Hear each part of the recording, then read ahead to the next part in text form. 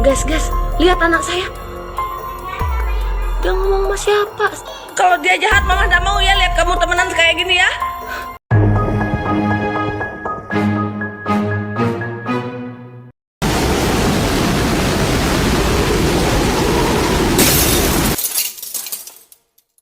Penampakan mendebarkan nyata didatangi Kunti Merah.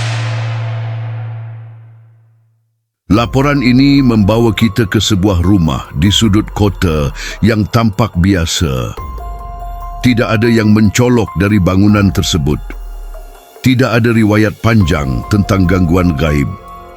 Tidak ada cerita turun-temurun tentang penghuni tak kasat mata. Namun pada suatu malam, sebuah rekaman sederhana dari ponsel mengubah segalanya. Perlu ditegaskan, ini bukan pembahasan tentang hubungan keluarga. Ini adalah dokumentasi kejadian ketika sesuatu yang tidak terlihat perlahan menjadi nyata. Jika Anda memilih untuk melanjutkan, disarankan untuk tetap tenang. Dan bagi yang meyakini, silakan mengiringinya dengan zikir. Awal kejadian. Gas, lihat anak saya. Peristiwa ini terjadi pada malam hari dalam kondisi rumah yang relatif sepi. Seorang anak perempuan bernama Jiah terlihat berdiri di depan pintu utama. Pintu tersebut dalam keadaan terbuka. Tidak ada tanda-tanda angin kencang. Tidak ada indikasi seseorang baru saja masuk. Namun, sikap anak itu menunjukkan sebaliknya. Dengan ekspresi wajah yang tenang dan senyum ringan, ia mengucapkan, "Hai, selamat datang, ayo masuk." Tangannya bergerak, seolah mempersilakan seseorang masuk ke dalam rumah. Di titik ini, satu hal mulai terasa janggal. Tidak ada siapapun yang terlihat. Dia ngomong sama siapa? Astaga. Cia? Interaksi yang tidak wajar.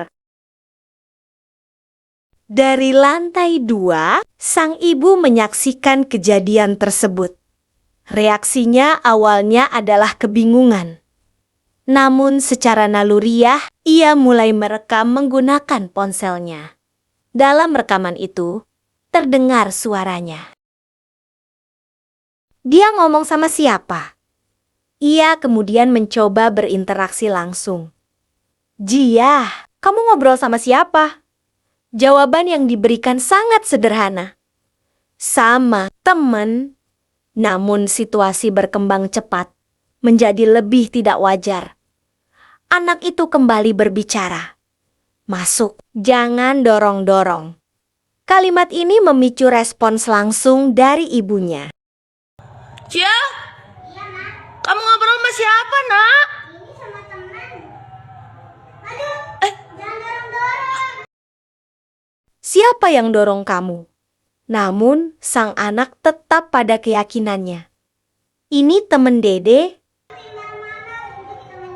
Siapa yang dorong kamu? Pergerakan menuju ruang gelap. Jiah kemudian berjalan menjauh dari pintu, menuju ruang lain di dalam rumah. Sepanjang pergerakan itu, ia terus berbicara, seolah sedang melakukan percakapan dua arah. Sang ibu, yang kini berada dalam kondisi cemas, namun terdorong rasa ingin tahu, mulai turun dari tangga. Cia?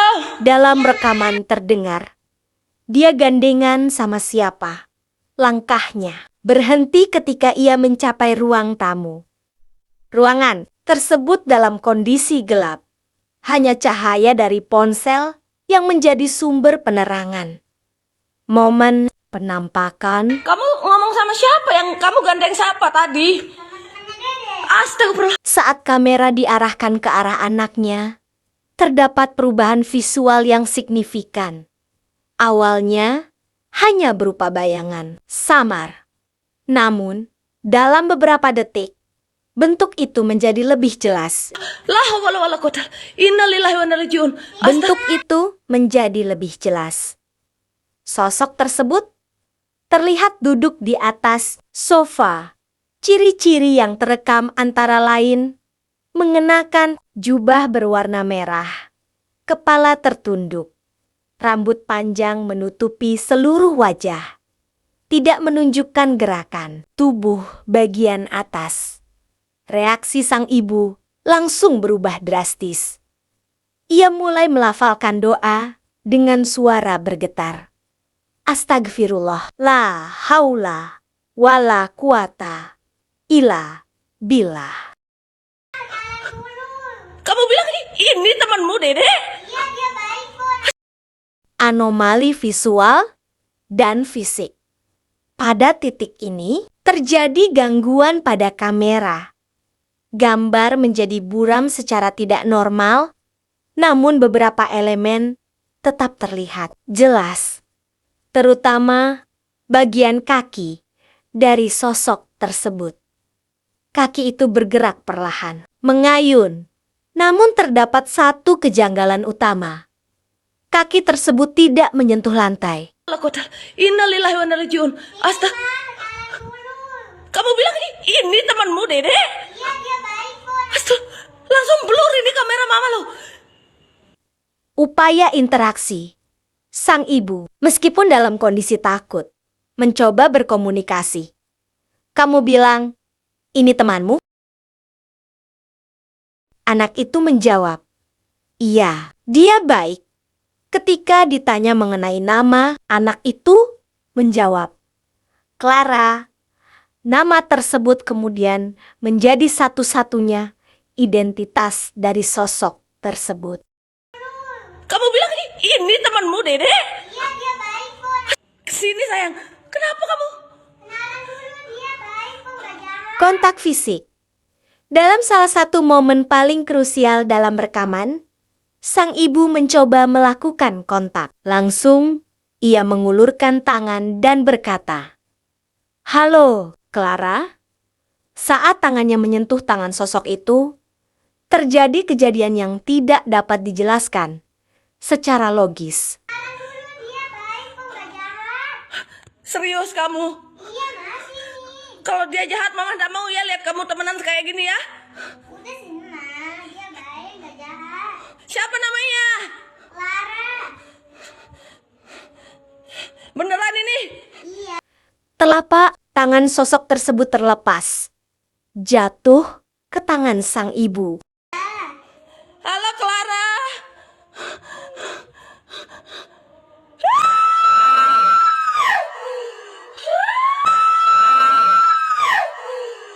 Kontak fisik. Dalam salah satu momen paling krusial dalam rekaman, sang ibu mencoba melakukan kontak. Langsung, ia mengulurkan tangan dan berkata, "Halo, Clara." Saat tangannya menyentuh tangan sosok itu, terjadi kejadian yang tidak dapat dijelaskan secara logis. Telapak tangan sosok tersebut terlepas, jatuh ke tangan sang ibu. Reaksi dan akhir penampakan. Sang ibu menjerit histeris. Ia melemparkan bagian tangan tersebut secara refleks. Pada saat yang hampir bersamaan, terdengar suara tawa. Pelan, namun memiliki efek psikologis yang sangat kuat. Sosok berjubah merah itu kemudian mulai menghilang, perlahan memudar, seolah terangkat dan larut dalam kegelapan. Apa itu? Astagfirullahaladzim. Pergi kamu. Pergi. Cio, apaan kamu?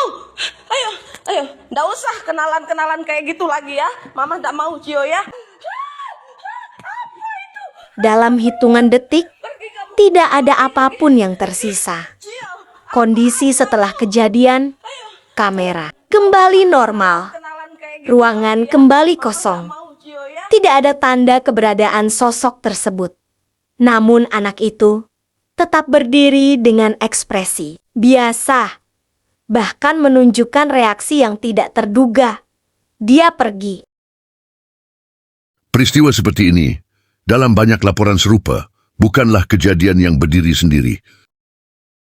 Ada satu pola yang sering muncul, rumah yang lama kosong, ruang yang jarang dihuni, tempat yang perlahan kehilangan aktivitas manusia, akan menjadi hening. Dan dalam keheningan itu, tidak semua ruang benar-benar kosong. Beberapa kepercayaan menyebutkan ketika sebuah tempat ditinggalkan terlalu lama, maka akan ada penghuni lain yang datang mengisi kekosongan dengan cara yang tidak kita pahami. Mereka tidak selalu langsung terlihat, tidak selalu mengganggu, namun mereka bisa menunggu. Dan dalam beberapa kasus, mereka tidak masuk dengan paksa. Mereka diundang. Apa yang terjadi pada Jia menjadi satu pengingat yang tidak bisa dianggap ringan, Ngobrol sama siapa, Nak? bahwa tidak semua teman datang dari dunia yang sama. Dan tidak semua yang terlihat diam benar-benar tidak berbahaya. Sekarang, pertanyaannya kembali kepada Anda. Jika Anda berada di posisi sang ibu, melihat anak Anda berbicara, tertawa, bahkan menggandeng sesuatu yang tidak terlihat, apa yang akan Anda lakukan? Tuliskan pendapat Anda di kolom komentar. Apakah ini hanya ilusi? Ataukah ada sesuatu yang memang sedang menunggu di tempat-tempat yang kita anggap kosong? Dan sebelum Anda menutup cerita ini, perhatikan satu hal terakhir. Jika suatu malam Anda mendengar pintu terbuka sendiri, pastikan tidak ada yang menjawab dari dalam.